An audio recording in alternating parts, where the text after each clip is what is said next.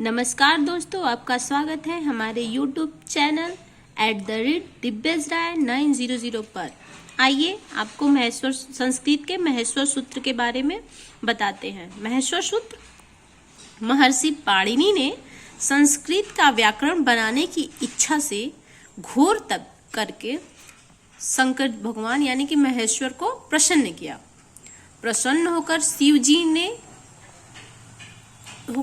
जी ने शक्ति के साथ यानी कि पार्वती के साथ नृत्य किया और नृत्य के समय डमरू से जो वादन किया यानी कि जो आवाज निकली उसी से महर्षि पाणिनि ने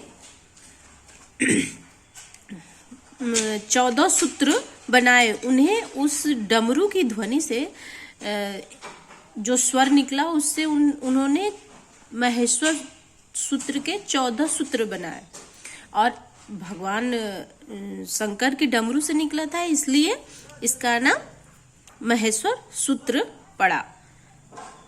तो चलिए आगे पढ़ते हैं। इसका एक श्लोक है, श्लोक पढ़ते हैं। नृतावशाने नटराज राजो ननाद डक्कम नौ पंचवारम उद्धर त्रुकाम सनकादि सिद्धानम एतद्वमर्षे शिवसूत्र जालम। ये क्या है? महर्षि पाणिनि के द्वारा महेश्वर सूत्र बनाए जाने पर श्लोक है। चलिए आगे बढ़ते हैं। भगवान नृत्य करते हुए मुद्रा को नटराज भी कहते हैं। भगवान शंकर के नृत्य करते हुए मुद्रा को भगवान नटराज यानी कि भगवान शिव कहते हैं। तो इसमें दिया गया है क्या? नटराज भगवान शिव ने नृत्य के अवसान में सनकादि सिद्धों के उद्धार की कामना से 14 बार डमरू बजाया, जिसमें 14 सूत्रों का ताना बाना नहीं था। ठीक है, आगे बढ़िए।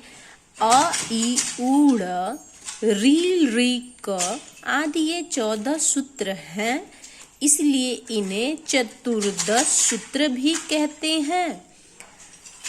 जो महेश्वर सूत्र है उसका दूसरा नाम क्या है? चतुर्दश सूत्र। इसको नोट कर लीजिए, कभी कभी पूछ सकता है चतुर्दश सूत्र किसे कहते हैं, तो आपका आंसर होगा महेश्वर सूत्र को। चलिए आगे बढ़ते हैं।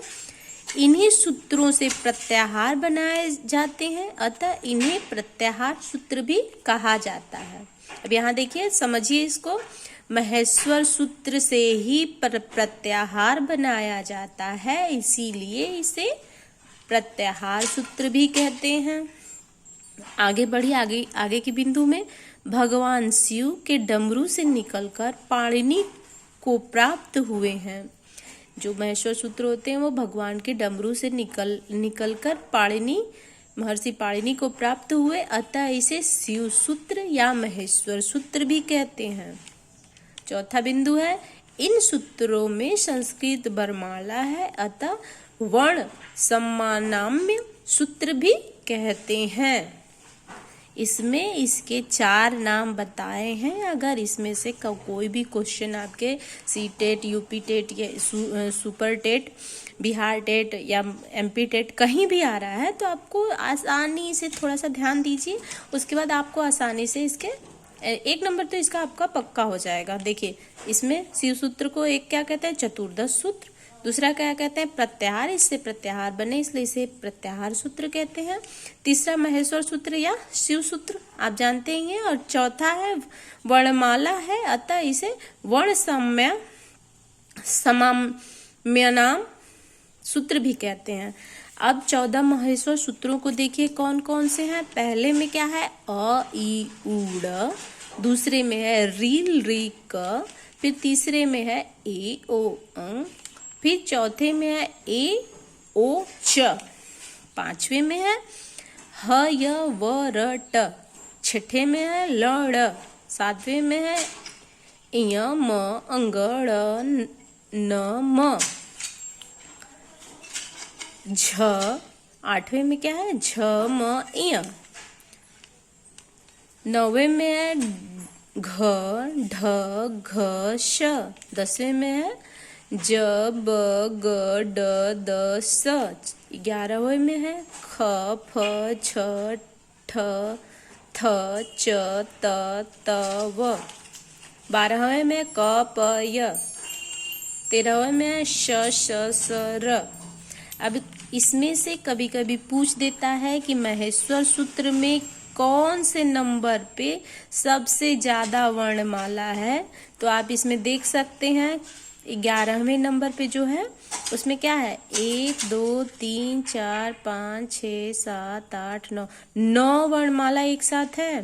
ख फ छ ठ थ च ट त व। तो ये एक बार इस क्वेश्चन को सीटेट में पूछा गया है, इसलिए इसको थोड़ा ध्यान दीजिएगा, सीटेट में भी पूछ सकता है। चलिए महेश्वर सूत्र के विषय में ज्ञातव्य तथ्य। महेश्वर सूत्र के विषय में जो तथ्य हैं उनके बारे में देखते हैं। महेश्वर सूत्र में सबसे पहले स्वर है, सबसे पहले क्या है स्वर है, इसके बाद अंतस्थ वर्ण है य व र ल। सबसे पहले स्वर है, उसके बाद अंतस्थ है, उसके बाद वर्णों के पंचम वर्ण है, उसके बाद क्या है वर्णों के पंचम वर्ण। फिर चतुर्थ वर्ग में तदंतर तृतीय वर्ण, फिर द्वितीय वर्ण तथा प्रथम वर्ग सबसे अंत में श श श ह। ये 4 उष्म वर्ण गिने गए हैं। ठीक है, आगे चलिए। इन चतुर्दश सूत्रों के अंत में जो ड़ क ड च आदि व्यंजन वर्ण हलंत हैं उनका नाम इत है। इसको किस नाम से जानते हैं, इत नाम से जानते हैं। इसका सूत्र है एषाम अनन्त्याः इतः। अगला बिंदु देखिए, इन इत संज्ञक वर्णों का लोप हो जाता है। कुल 14 इत संज्ञक वर्ण होते हैं। लड़ सूत्र का आकार भी इत संज्ञक होता है। इत संज्ञक वर्ण 15 भी कहे जा सकते हैं। लड़ मध्य तु इत संज्ञक, इत को अनुबंध भी कहा जाता है, अतः अनुबंध इत पर्यायवाची शब्द है। इसमें क्या है इत संज्ञक वर्णों का लोप हो जाता है, मतलब कि जो इत संज्ञक वर्ण है उनका लोप हो जाता है। जैसे कि ड़ क ड च, ये इत संज्ञक वर्ण है, इनका लोप हो जाता है। जब इनका लोप हो जाता है तब 14 वर्ण बच जाते हैं। अब उसके बाद क्या है आगे के बिंदु में देखिए, प्रत्याहार बनने से इत संज्ञक वर्णों का प्रयोग किया जाता है, किंतु प्रत्याहार के अंतर्गत वर्णों की गिनती में इत संज्ञक वर्ण को नहीं गिना जाता है।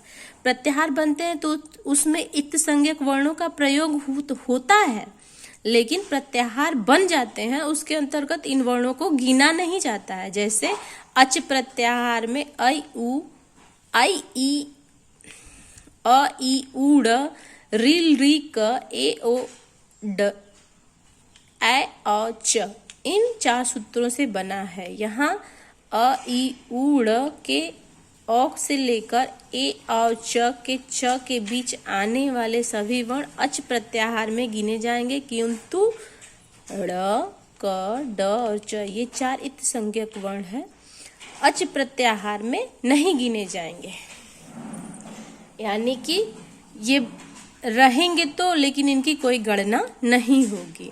अच के अंतर्गत कौन कौन से वर्ण आएंगे, अ ई उ री री ए ओ ए औ, ये 9 वर्ण आते हैं जिनमें इत संज्ञक वर्ण नहीं गिने जाते हैं, यानी कि इनको हटा के गिने जाते हैं, इसलिए इसमें 9 ही वर्ण आते हैं।